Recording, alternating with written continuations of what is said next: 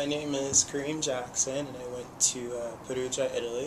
One would be the festival that we went to in Gubbio. It's just crazy because we went there and it was La Corte Ceri, which is where they have these like giant totems that have saints on top of them, and they end up racing them around the town.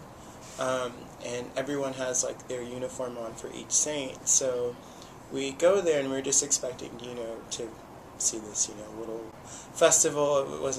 We weren't expecting it to be so crazy and hectic, and Dr. Keatley went and wanted to buy sunscreen, and the people were just like, oh, you speak Italian, come, we'll show you like the festival and stuff like that. So we ended up going into the dining hall that they eat at and before they start the actual festival, and that was just really cool because they ended up giving us wine, and we saw them cheering and clapping and all these different songs that they did, and it was cool.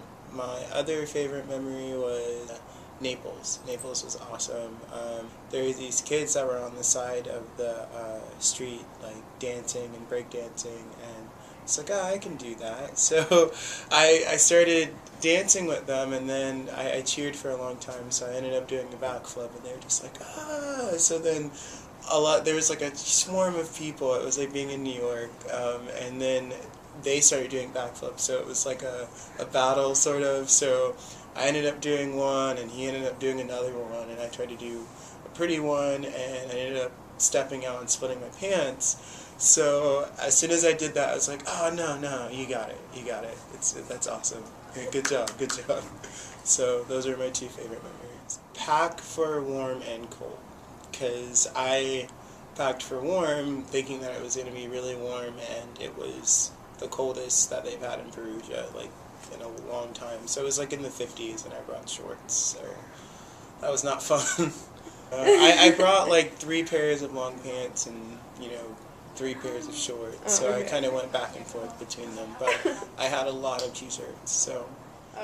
As far as classes go, we didn't study at the university there because it's a GSU program, so Keatley actually taught us in the classrooms at the University of Strangers there, and it was cool because the stuff that you learned you use 5 minutes later, and I mean it was just nice to actually use what you were saying and speaking, as opposed to just learning it and then only practicing in class. You get that interaction everywhere you go.